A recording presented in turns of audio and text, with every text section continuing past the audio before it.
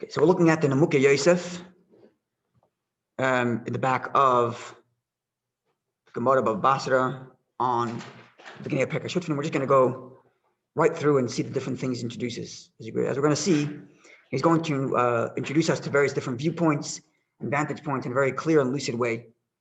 And it's very geschmack because it gives different angles and different ways of thinking about things. So right from the beginning, so he's going to take us through the Mishnah basically. Okay, so the Rashis on the Rif are, there's an early edition which collected the Rashis from the Gemara and put them here onto the Rif. Because the Rif, as I mentioned earlier, the Rif is a halachic paisik. So what he does is, use the Gemara, that one right there. I opened it up to the right place. That's why I brought that for you. Oh. Yeah. So no, it's for you. So the Rif is a halachic paisik. So what he does is he basically reprinted the Gemara, but cut out all the parts that are not relevant to halacha. So when you read that, you know what the halacha is in his opinion. So if the Gemara brings two opinions, only quote one, let's say, then you'll know what the halacha is. So he kind of edited down the Gemara to be just halachic. That's kind of what the Rif is. So there is an early, I think it's edition. They probably tell you on the beginning here.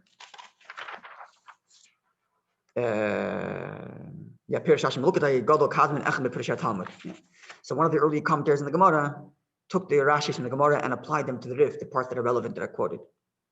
Anyway, okay, so the נימוקי Yosef is on the side, and he kind of gives you like an elaborate background, very lucid, elaborate background on what's going on in the Gemara as you're reading the Rif, as you're reading just the halachic conclusion of the Rif. So he ends up giving you different viewpoints of the very Gemara itself. So in doing so, it's going to kind of be both a review of everything we learned since we started, plus new vantage points, some of which we touched upon and some of which we didn't. Somebody opened this and just learned the Rif. You get a very, very deep. You would know the Gemara. That's right. If you just read the Rif and then the נימוקי Yosef, you'd have a very broad view of what the Gemara is saying. And I wonder, because it's very geschmack. You want to get like just a broad. You'll see. We're going to go through it, and you're going to see what I mean when I say that. Like a very broad and lucid. Doesn't get deep in details. Just one perspective, another. It's very geschmack like that. Okay, let's see. HaShutfin begins. Pirush. This means to say, Mokmina Gemara. The Gemara concludes. Masnisan, the Mishnah Lafum Hilchasa, in following the halacha at the end, concluding the Gemara. V'chatzer HaShutfin, it's talking about a courtyard of partners. The ein bod kedei chalukah, there isn't enough for each to divide their property, and each of them get enough. Tahainu dalad amas lazeh, dalad amas lazeh. That would mean it's less than 4 amas for each one.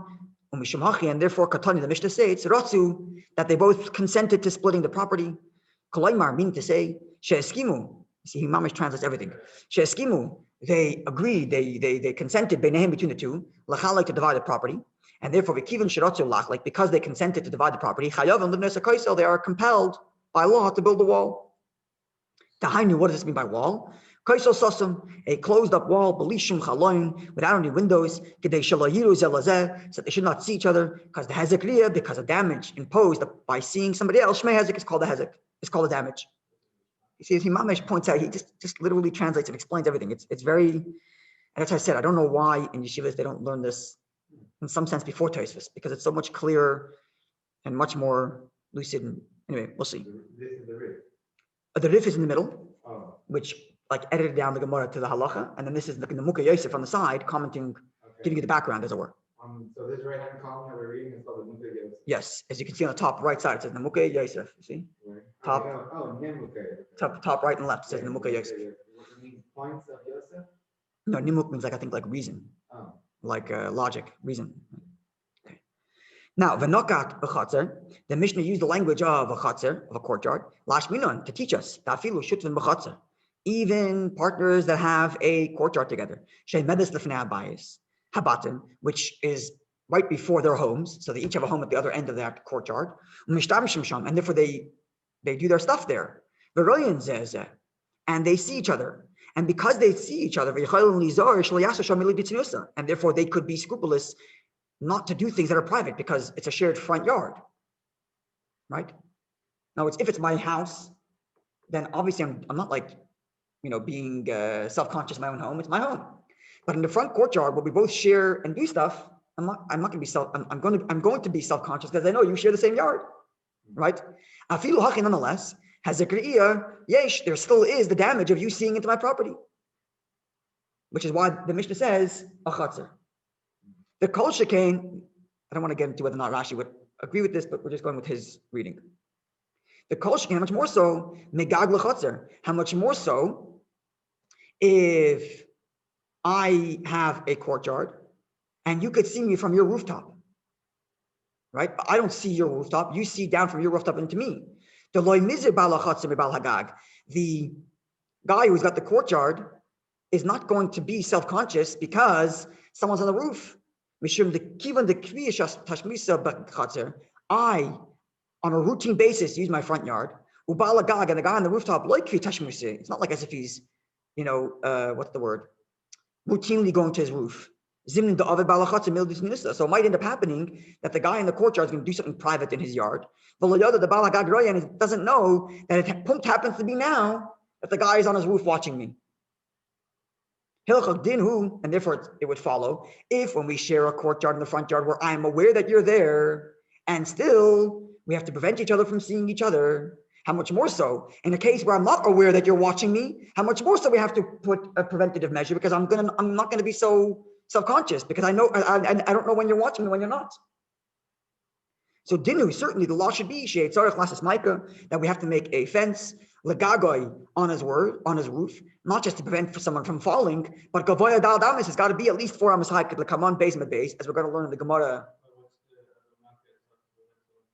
There's a mitzvah in the Torah. I think it's 10 tvachim.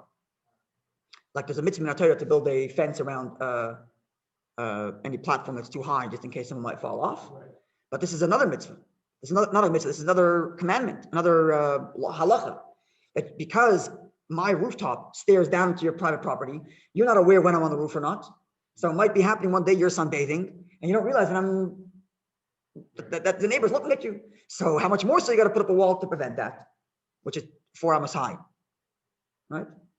So if, in other words, going from the lighter to the stronger, if we share a front yard or we share a backyard, and I know that you see me and you know that I see you, right? So there you're going to behave in the backyard with the back of your mind, my neighbor might be watching me. And yet Torah still says, halacha still says, put up a wall. How much more so when I'm not aware that you're watching me, I have to put up a wall because I don't know when you're going to be on the roof.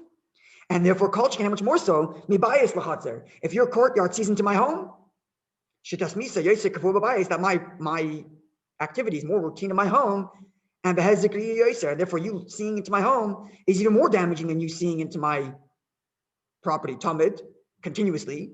How much more so? Because come on, as the Gemara is going to explain later. But one rooftop, some other rooftop, I don't have to build a wall. It's going to stop me from seeing each other. Because before to come on, as I'm going to learn later, because how often do I go into the roof that somehow I'm damaging your roof by me looking from my roof into your roof? How often does it happen? So there's no reason to build a big wall. See, Mamish spoon feeds the whole Gemara too. Yeah, what? How often is a person on their roof that they're... Exactly. But when your roof looks down to my courtyard, then the one time I'm sunbathing, you're up there watching. Right. It's not fair. So therefore you have to put up a wall, or we split the cost of the walls. We're going to learn the Gemara later. Sorry? This Gemara, this the new Yosef. You're already liking it. I'm telling you, this is. Anyway. Okay. The cost of a Rashba. So now he's going to give us another angle. The Rashba writes. Cost of the Rashba is the writes. From the fact that the Mishnah does not mention with respect to the law of the Chatzar,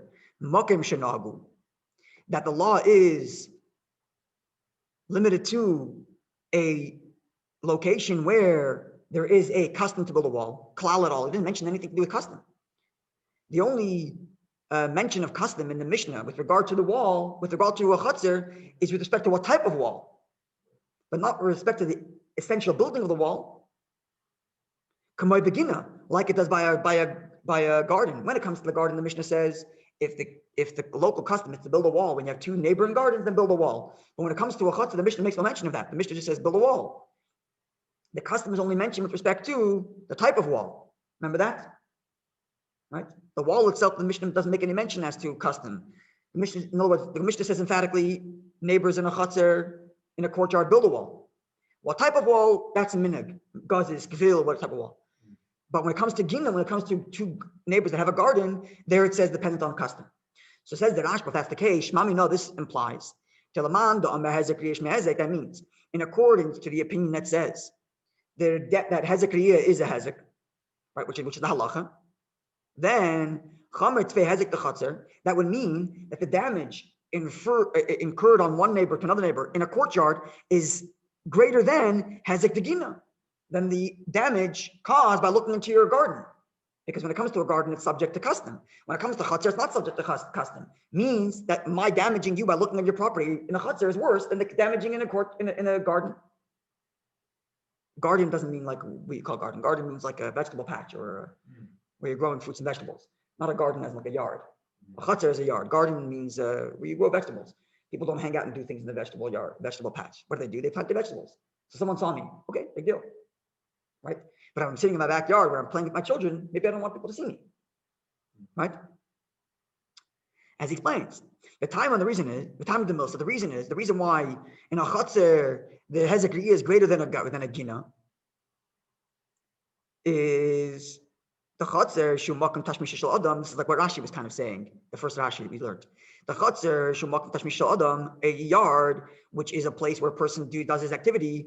Chamer tvei is more strict than makpidim bo yoser beginning because people are more, people care more about the privacy in their own yards than they do in their gardens. Shemishum ayin hara and balachud, where a garden is only because of ayin hara, right? Which is it's like a superstition. Even though Tosafos, by the way, remember Tosafos yesterday we said the reverse, but I said I'm not going to do that, the comparison thing. Just look what he says here. Yeah, what? Right. So he's saying, yeah, it's clicking, right? So Tosafos actually said the reverse yesterday, but he's saying that okay, so. How much do I care about an ayin hara? The guy's watching my crops grow. Maybe I care, maybe I don't care. But the guy's watching me play in my children's kiddie pool. That I do care about. I don't want people watching me. Right? So that's why I want more. Therefore, even if the local custom is that no people do not have walls in their yards. But if one of the partners / neighbors want the wall to prevent him from seeing into his yard, he can compel him to build a wall, whatever type of wall, whichever one he wants, because there's no custom. When there's a custom to build in accordance with a certain type of wall, then you can't go more than that. But because there is no custom, and I'm just relying on the raw law, which says I can make you pay half in order to prevent you from seeing into my privacy, so I can choose whichever wall I want. It's a big shtickle chiddush from the Rashba. But that's what he says. Yeah? With me?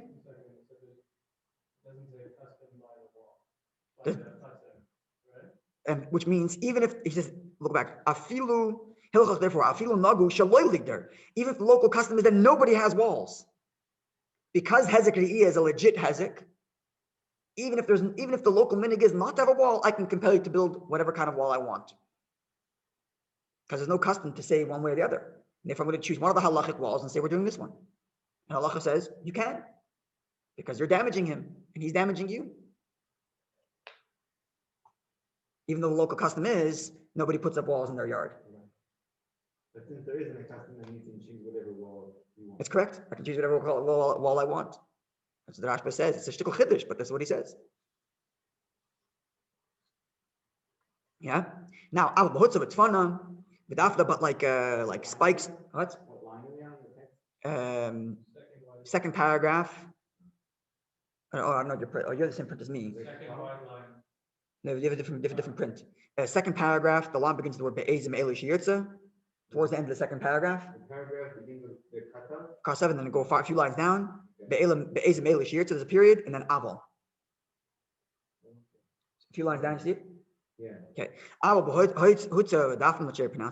But with like spikes in the ground, loy, that's not enough. Unless it's a place where that's what they actually do.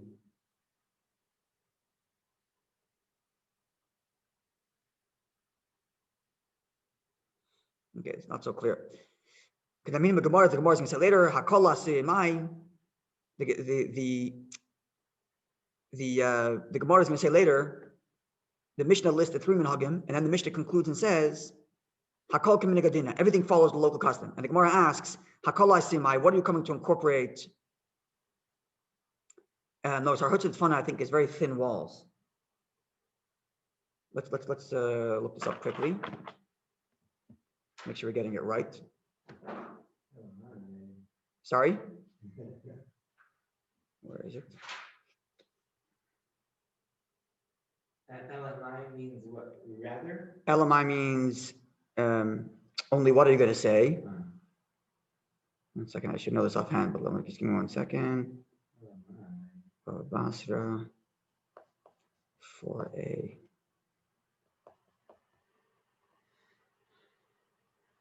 Modern technology, pull out an app and get everything. Exactly. So let's look up the Gemara there in Daf Dal Amud Aleph, and the Gemara asks Hakol Asiri Mai.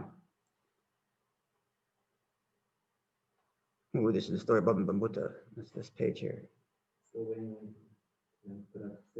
Okay, there's some chassidus on this app. Okay, everything's the corner of the custom ingredient. What is it? Everything's the place where the customary to okay, out of palm and laurel branches. Yeah, that's what I said. Sticks. Okay, what kind of sticks? Sticks, palm and laurel branches. Lulav, the bottom definitely eight serim shikari and lulav. Okay, yeah, just basically spikes in the ground, sticks in the ground, certain types of sticks. Okay, so the Gemara there says that if that's the custom, and that's what it's coming to include, because when the Mishnah lists 3 different types of walls, and then the Gemara asks, the Mishnah lists 3 different types of walls: gazes, gvil, 4 types of walls: gvil, gazes, kifsim. I'm not sure I pronounce these words. Olivnim. 4 different types of walls, right? And then the Mishnah concludes everything follows local custom. So why is that extra clause there? So the Mishnah says, the Gemara says, even local custom is hutzah dafna, these spikes. Now, so now this is a proof to the Rashba that if there is no custom, you could build a wall. Why? Because from the fact that the Mishnah has to say as a chiddush that if the local custom is to put these spikes in the ground, as lin and basim and haga, you follow that minhag. Shamina minay, we can derive from this the makom she'ain shel minhag, that for a place where there is no minhag, loisagi b'haki, this is not good enough. In other words, if the Mishnah was okay with that local custom, you wouldn't have to say as a chiddush that even such a custom you can upkeep. Of course, you're keeping custom. From the fact that it's a chiddush that the Gemara has to tell you that even if the custom is to put up spikes, you're allowed to, means that if there is no minhag, we don't want you to do that. Build a wall. So this is the Rashba's raya, that if there is no minhag, you can compel the God to build whatever wall you want. Okay.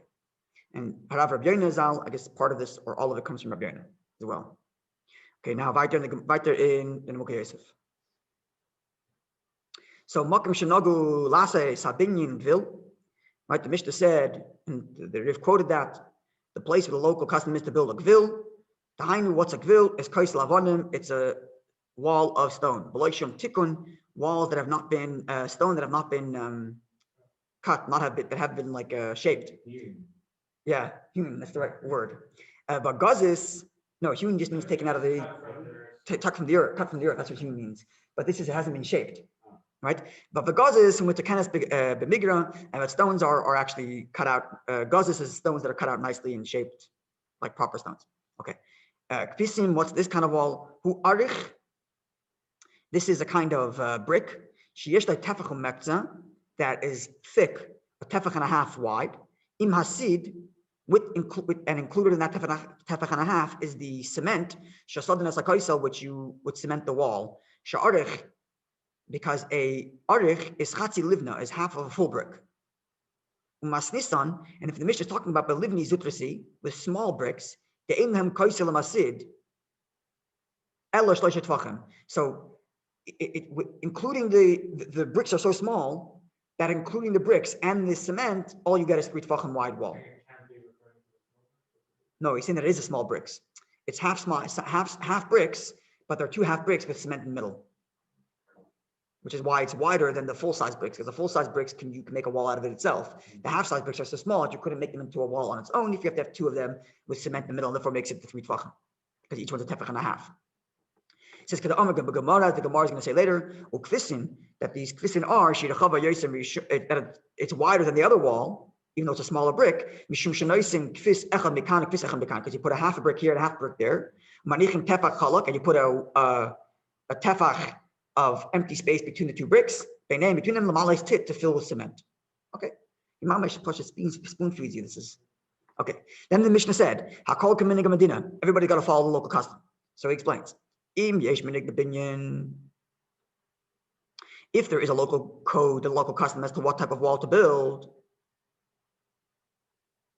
then build this wall. The Mishnah just compelled you to build to prevent Hazakriya. Build it according to the local custom. In Gvil, local custom is Gvil, Nika Gvil, and Gazis, Bechen Kulam, likewise all of them. Aval, now here he's getting into something that Tosafos talked about a little bit. Aval, but Shiur HaKoisel, the width of the Koisel, the Rachva and its width, right, not the length goes to the length of the whole property, but the width. Ain't a Talib Minig, that's not dependent on a Minig. El Dedina Hachi. This is the law. So the Mishnah tells you that a Gvil is X amount wide and a Gazis is X amount wide. That's not telling you what the best custom is. It's telling you what the law is. Because the B'tzimra Hachi, because making a wall of a Gvil less than the Mishnah's prescribed width, Kimlu L'Rabbanan, the sages have determined to loikoi that it won't stand. And that's why the Mishnah, Mishum Hachi, Hedech Tana L'Nevarzeh. This is then Eisen Gimel. That's what the Mishnah goes on to say. That's why the Mishnah. Remember, we were struggling when we learned the Mishnah both in Rashi and Tosafos. Why is the Gemara Mishnah going on at such length? That in this kind of wall, this guy's got to give 3, and this guy's got to give 3. In that kind of wall, this guy's got to give 2.5 and 2.5. And in that kind of wall, this guy. What are you going to set length for? Just tell us. Follow the local custom. Period. Follow the local custom. Done. So we were struggling with Rashi and Tosafos. What exactly is going on? So he's saying very simply, the Mishnah is telling you these lengths because this is what the sages have determined is good to substantiate that wall. Otherwise, it's going to fall. And because we, as the sages, are compelling you to build, we want you to build a proper wall. Otherwise, it's going to keep on falling down, and we're going to constantly have to fight with you to put it back up again. As Tosafos said that, it's a minig. No, we learned from the Rashi in Marsha. That's a bad minig if it's too small. That's going to fall down. So he's going to explain that.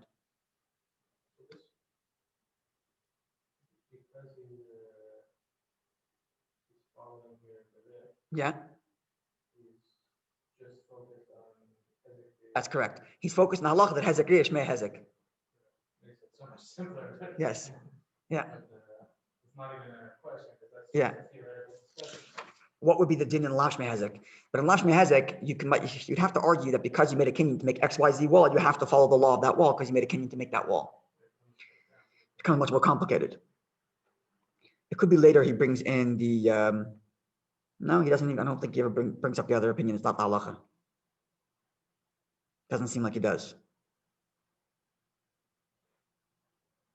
Okay. Sorry.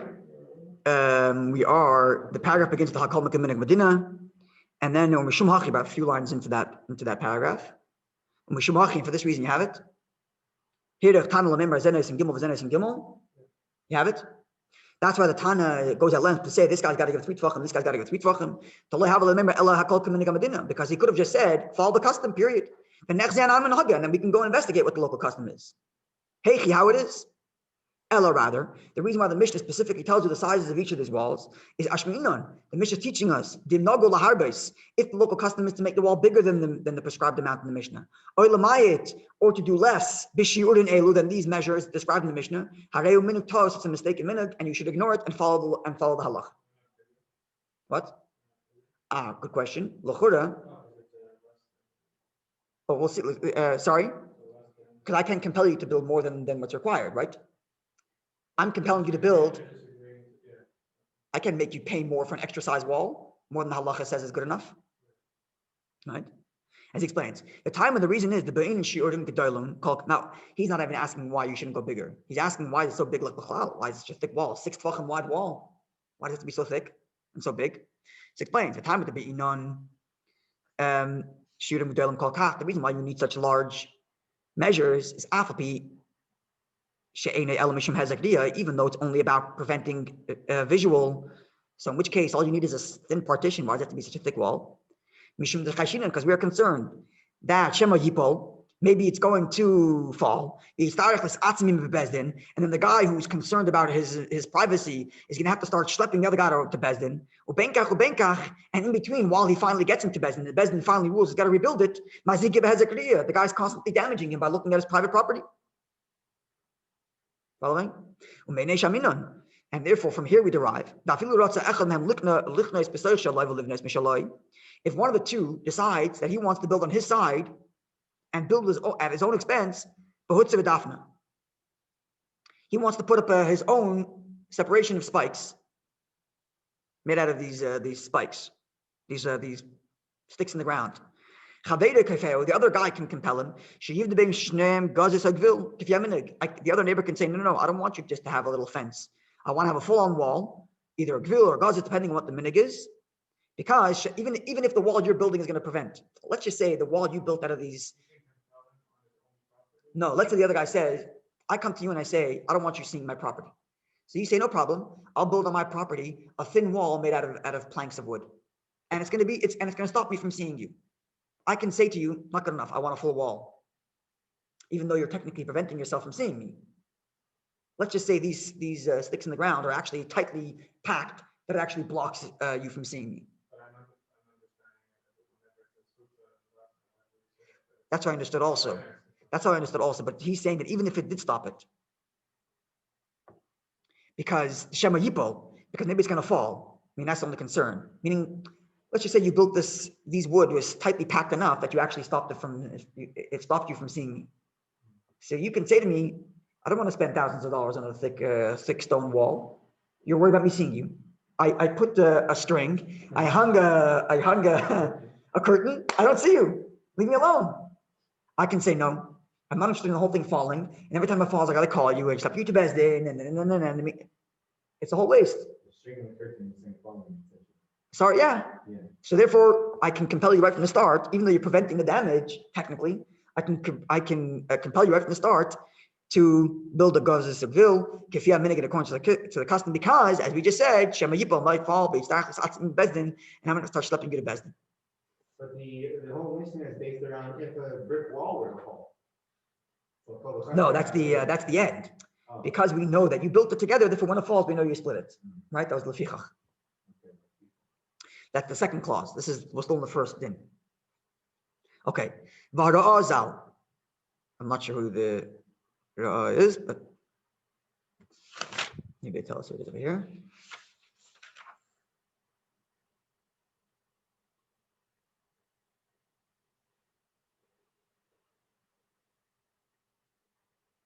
No, they don't. They have a Ruach Rosh Tevis, but they don't tell us who the Ra'a is.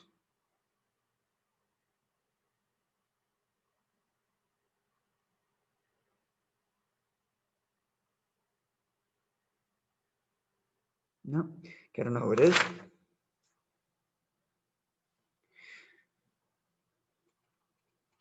Okay, so Ra'azal Moisif Badvarim. There adds another element. Even if I decide, so I complain to you that I don't want you to see me. So you decide, okay, you know what? You're going to go and build you're going to build a full brick wall in your property. Can I stop you now? If the only reason was because where it's going to fall, it's not going to fall. You built a full-on wall, but it happens to be in your property, not in mine, because you want to take the whole burden, right? So I can stop you. The neighbor can stop. Because the neighbor can say to him, listen to this.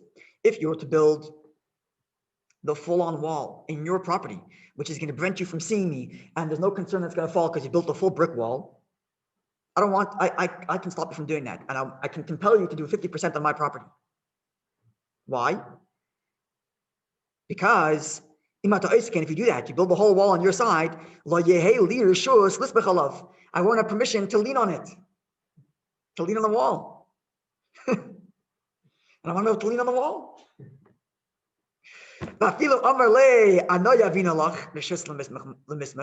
Even if the other guy who built the walls is going to say, okay, it's on my property, but I give you permission to lean on it.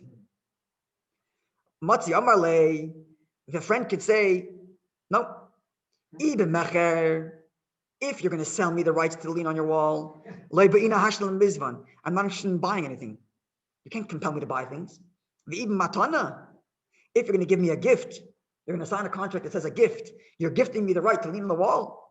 I don't want that. Because the pasuk says, the one who hates gifts lives. I don't want to pay for it. and I don't want a gift from you. I don't want your favors. Don't do me any favors. I don't want to owe you. The truth is, there's something to it. Like, don't do me so many favors. I want to own it fair and square.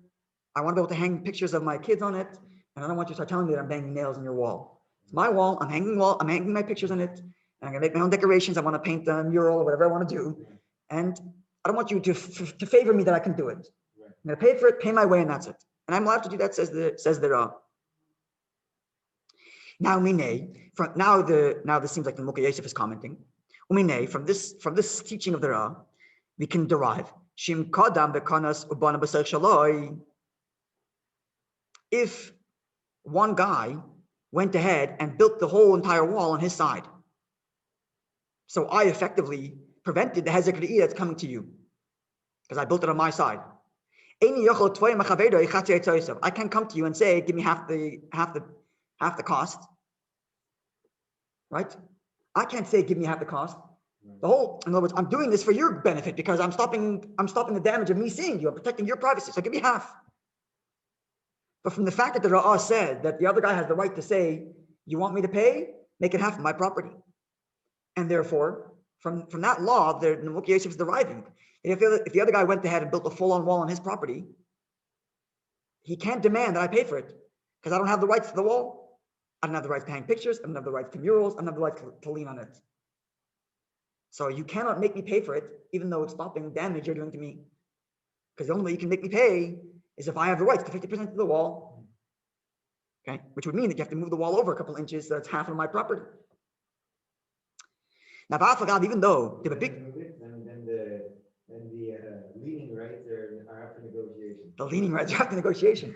He's using the word leaning, but you can broaden it to anything, painting on it, hanging things on it, or I want to hang a clothesline. I want to, whatever it is, I want to build whatever I want to do. It's half my wall. I can do whatever I want with it, right?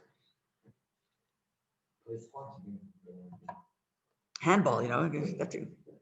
Okay, you squash, same thing. Now, continues the נימוקי Yosef. Even though generally speaking, when it comes to a bika, remember, is an open field, like what we call colloquially a field. It's the halavan is Rashi's translation.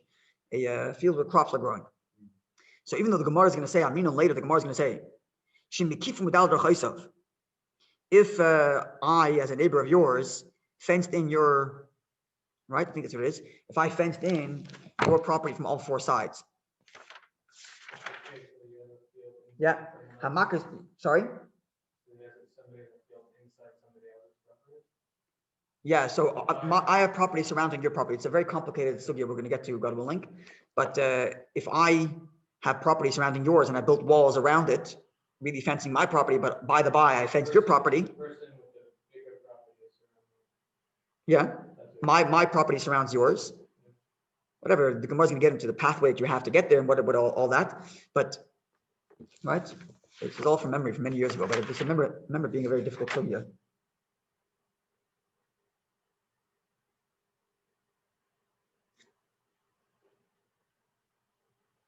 Yeah, I remember it being there's toolishness in the Gemara that's coming back to me. Anyway, so the bottom line is there that the person who built the fence around I owning property around yours, and I end up fencing in your property, so I protected your property. So the Gemara is going to say there, I can compel you to pay for your share in that fence. So why can't I do the same thing over here? I'm building a wall on my property, and in so doing, I'm protecting you from Hezek Re'iyah. No, so in that situation, let's say I'm preventing, I'm stopping stray cows no, it's not necessarily building a wall. I don't think he's building a full-on wall. I think he's just building a fence. I think it's just a fence. Sorry? Yeah, I think it's just a fence. So Hainu Taima, the reason over there is that I'm allowed to compel you to build a thing, and over here I'm not, right? Even though effectively it's my wall and I'm building on my property, I am preventing you from being damaged by Hezek Re'iyah, and yet we just concluded that you can't make me pay because I don't have the rights to have the wall. And yet over there, when I fence in your property, I am making you pay. Yeah? So says the Gemara, says the נימוקי Yosef Hasam over there, Hainu Taima, this is the reason, a fence that's around a field of whatever, of crops, it's not meant to lean on. It's just meant to fence it off. I did it. In other words, all of the usage of that fence you got when I put the fence around your field, namely a protected field. But the wall of a courtyard, which has more than just the properties of preventing hezekriya, there's much more to it. There's leaning rights too. There's more to it. So I'm not getting all the value of that wall, therefore you can't compel me. So Yachal Hu Leimar, the other neighbor can say, I only want a wall, but I also have the right to lean on. And because you put the wall on your property, now I don't have those rights anymore. And if you can give it to me, I'm not interested in your favors. So when it comes to in other words like this, if the wall was only about preventing hezekriya, then if I built it on my property, maybe I could compel you to pay for half of it because you got the benefit of the wall. And you didn't lose any space. But now that the Ra taught us that there's more to the wall than just preventing hezekriya. There's also the rights of using the wall as part of my yard. I can lean on it, I can paint on it, I can do whatever I want on it. So now, when you build a wall on your property, I don't have the full rights to the wall, and therefore you can't compel me. Even though I get partial benefit by preventing hezekriya, I don't get the full benefit of the rights to the wall, and therefore you can't compel me to pay for it. Whereas with the case of fencing in the field, the entire utility of that fence you've gotten, and therefore I can make you pay. That's right. It's not just about It's not just about visual. It's not about hezekriya. There's utility other than preventing hezekriya. Okay, I hope you are getting a sense of why I love reading נימוקי Yosef. It's clear, straightforward. They don't have to. There's a geschmack in being able to go back and forth in the Tosafos and Rashi and try to understand and kashas and counter argue. Yeah, and just get a good spoon-fed clarity of different views and different angles and build one point after the other. Anyway. Sorry, yeah? I guess we talk later about who he was. I don't know who he is. Oh, okay. But I look at the front here, it says Rabbi Yosef Chaviva. But I can almost guarantee you. Yes. It often around the roof is נימוקי Yosef or Ran, V'ner Nisim. And I can almost guarantee you. Well, sorry? Not super famous, they both are. But being famous in yeshiva circles doesn't necessarily mean you know the person's biography. It means you learned a lot of his works. It's an unfortunate state of reality, but that's just the reality. But I can almost guarantee you that he's a Sephardi, just by the stylistic. The writing this Sephardim much more. Sorry? No. The halachic writing is much more lucid than the Ash. That's probably also that could be also an indicator, but just stylistically, you open up a tradition, you could see in a minute if it's a Sephardi or a Ashkenazi. Sephardi much more lucid, much more. Yeah, but they don't get into the pilpul like the Ashkenazim do, back and forth and back and forth. They don't do that. Sorry. Yeah, it's just a different way of learning. It's much more broad. It's much more. You get into that whole thing with difference in the Sephardim and Ashkenazim, but you can even look at just a small anecdote. You can see the difference between even in modern times, contemporary. See the difference between a tshuva from Rabbi Moshe Feinstein versus a tshuva from Rabbi Yosef. So a tshuva from Rabbi Moshe Feinstein, a classic tshuva could be even as little as one source is quoted, 2 sources, 5 sources. And he builds a case based on his very deep understanding of the sources. In Avad Yosef, one tshuva can have like 50, 60 sources. 50, 60 sources. And he'll rattle them off. And this is before digital library days.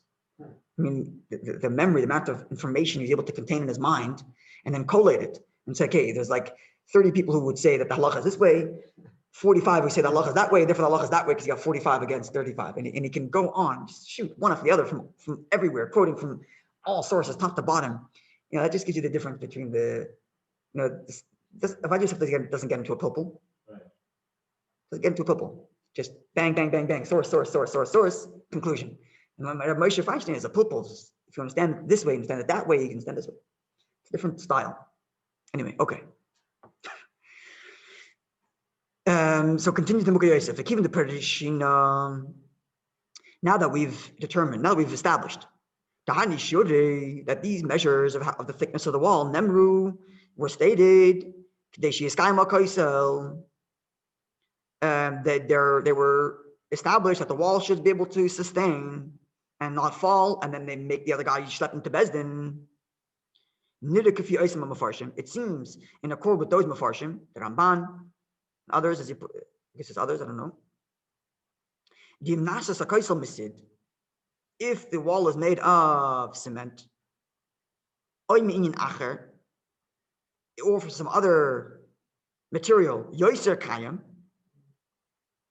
that is more sustainable, and it could be done in such a way that it's more sustainable than these brick walls, and it's thinner than those brick walls, based on professionals who are well versed in engineering. Rashi, it would make sense that the judge should only judge in accordance to what he can see. Following? We're on the paragraph at the bottom. Sorry? Yeah, when that paragraph. Let's make sure I'm reading this right again. It's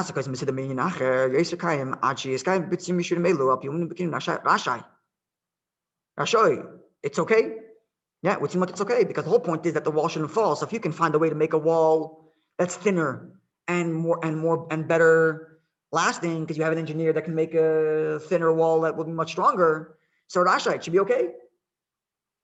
Because the rule is that the judge judges based on what he observed on his observation, and his observation based on the professionals that he's consulting with is that this is a better sustaining wall.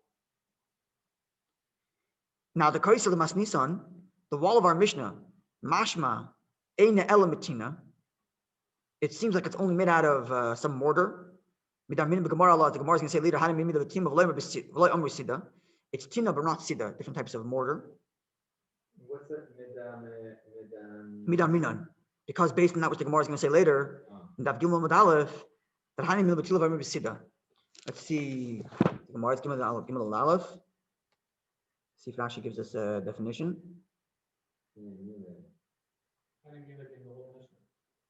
Yeah, that the wall is limited to. Take a Gimel Madalef. Yeah, it seems like that. That's what it seems like. Let's see. Let's just look up the Gemara to make sure we're right. It's different types of, if my memory serves correctly, it's different types of mortar. So let's see how Rabbi Stein's translates so we can get it perfect. Gimel Mad Aleph. Very detailed, so detailed. Yeah. It's not just sticks in the ground, it's like specific willows and it's not just a branch, it's a specific package. It could also be what was the common materials of those days. Right.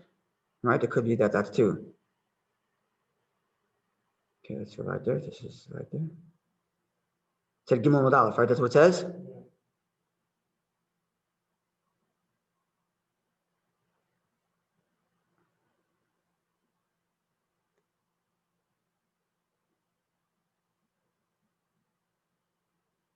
Oh, Abaye said, learn from it the space left between the two rows of a wall is always a handbreadth. This matter lies only when mortar. Yeah, Tina is mortar. But when they're filled with gravel, no, that's kirs, that's something else. But with mortar is used to fill space, not so much as space is required. Yeah, so it seems like depending on the material, you can go thinner. That's what the Gemara is saying. That these thickness is based on that material. If you different material, it could be thinner because the other material is stronger. Is just as strong even if it's thinner. So that's a raya that you can go smaller if you find some engineering way to make it thinner. In support of this idea, in support of this position. This is all built on the fact that these shiurim are there. The original one to say that was in the נימוקי Yosef himself. But it seems like if you're Mefarshim, Ramban, the Ra, he's collecting from others. Seems like, even though he didn't quote the Ramban either earlier. Anyway, Okay, Miu, however, there are those who disagree. That the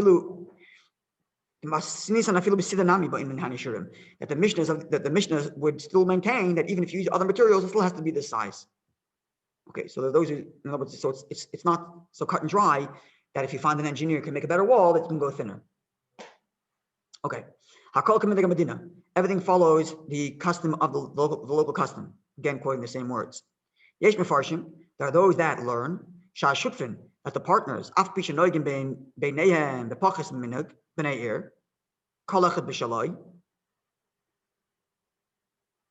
that partners whose practice is between each other to do less than the local custom, each one following their own, their custom is not anything. Oh, in my own personal property, I do a minhag different than the local custom.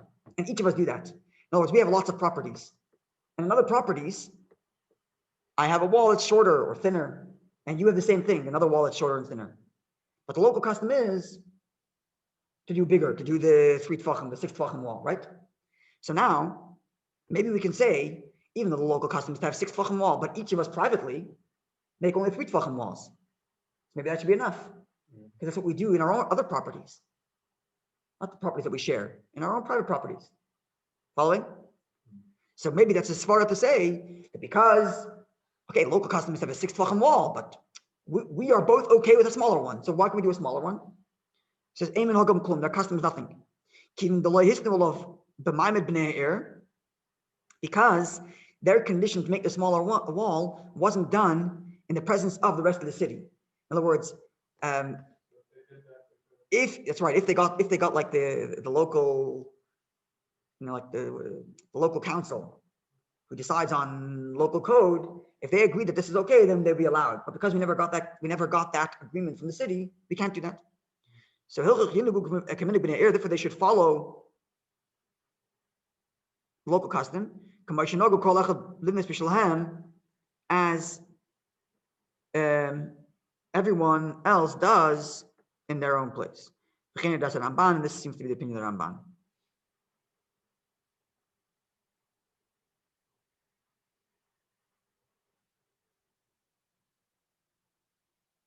Yeah, so it seems like. Okay.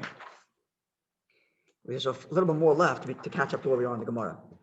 Remember, he doesn't cover the Lash Mehezek part. Remember, he left that all out because he's going straight to the halacha, so which is rather convenient for our purposes. But it's giving us a very good chazara and giving us a very good, very helpful angle. Okay. Lefichach, therefore, sorry. Yeah, you're okay. Good. We got a fan. Okay. It reminds me of a story.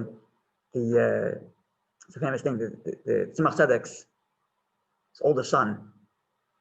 Tzemach Tzedek had many sons, and after Tzemach Tzedek passed away, many of them became rebbes. Right after the split within Chabad happened was then. Sorry, except for the oldest one. So this wasn't the oldest, the second oldest one, whose name became the kaposter. His name was.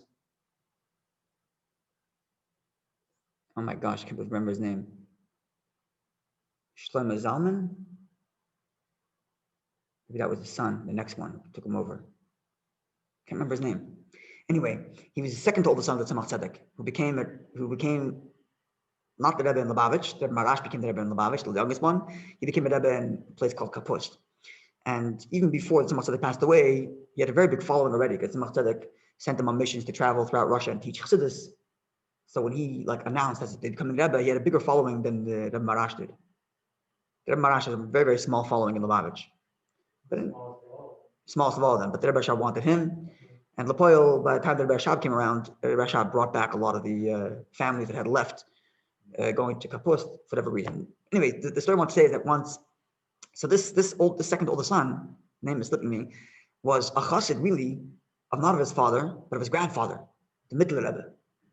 That's where he grew up. His grandfather was still a Rebbe when he was growing up, and he was very close with his grandfather. He used to learn with his grandfather, Mittler Rebbe, and he was a chassid of the Mittler Rebbe. And once the Tzemach Tzedek and his son, this son, traveled together to Petersburg to deal with some communal matters. And the Tzemach Tzedek came back and he remarked, he said something to the effect of, I'm not so sure if I was successful in what I was planning to do in Petersburg, but I was successful in getting a new chassid. Talking about his son. Well, after the trip, spending time with his father became a chassid. Stop reminding me of the story. Okay. Okay, so last paragraph here. Therefore, so the Mishnah said that therefore, because we know, because they built it together at the beginning, therefore when it falls, we split the property and split the materials. Kolemar says this means to say, says the נימוקי Yosef. Again, we could do a comparative analysis to Rashi and Tosafos, but because they are capable of compelling each other at the time of the building, right? I can compel you and you can compel me because there's an issue of hezek re'iyah. Mistama, it's safe to say mishashneim benua, that it's both of theirs together who built it. Ba'avonim, both in the material, the stone, v'makim, and also the space. Especially considering all the above, where I can claim you're not allowed to build it in your property because I don't have the leaning rights and all the rest of that. So you can safely assume that they both built it and they split the space as well. Therefore, even if the wall falls into one of the two people's property, inami, or even furthermore, it fell down the middle, and one of the guys went ahead and collected all the stones and dragged it into his side. The Gemara, as the Gemara is going to tell us later. And he says it's mine. The space and the stone. I said I built it on mine. We don't believe him. Even though there's no contract. Because we know that at the beginning you could have compelled each other, we assume you did. And therefore, rather, you divide the material and the property equally. And we do not say, under these circumstances, that the one who's trying to extract the money from his friend, the burden of proof is on him. That's generally the rule. If there's money in your wallet and I claim it's mine, the burden of proof that it's mine is on me. You didn't have to prove it's yours, it's in your pocket. So here too, the stones are on my side. Why do I have to prove that it's mine? You have to prove that it's yours. But nonetheless, over here we don't say that. Why? Because Anan Saadi, we, the court, we are witnesses. The Bein Shneim Banu, that they both built it together. Why are we witnesses? Because we institute and enforce the law. We institute the law like you have to share the cost. We institute the law, you share the property. So therefore, even though we weren't there at the time, it happened 100 years ago or 50 years ago, whatever it was, but we are witnesses that say, no, both of you did it, and therefore, even if it's on one person's property, it's still split equally. Now, there is those who wrote. There's one of the commentaries who wrote.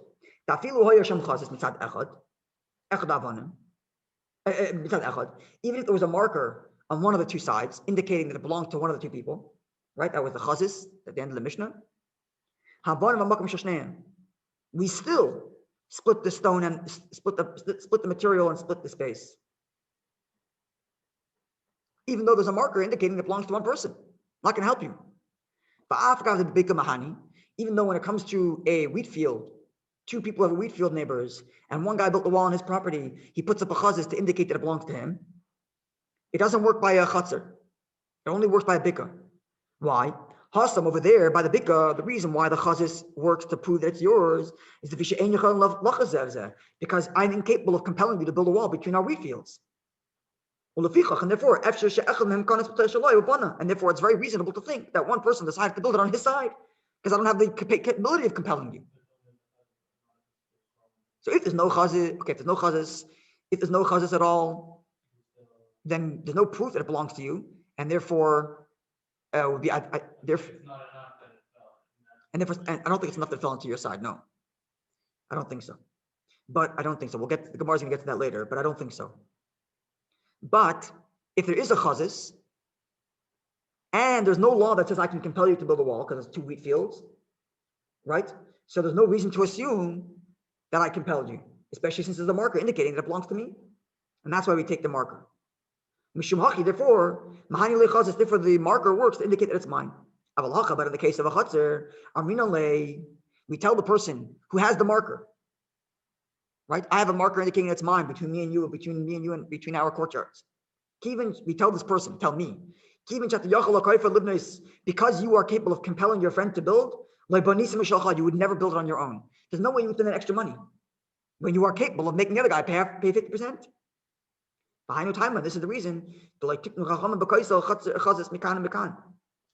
When it comes to the bika, if the two of them built it together, the Gemara suggested that you should. The Gemara said that each of them should build a chazas, a marker on both sides, to prove that it's 50-50. But when it comes to a chatzar, the Mishnah didn't say put a chazas on both sides. The Mishnah just left it open, build a wall in the middle. Why? Because the law is you can compel each other, and therefore that's enough to prove that it's both of yours. And even if you had a marker on one side, it wouldn't be helpful because we know you could compel the other guy, and therefore we know you did compel the other guy. Because you could.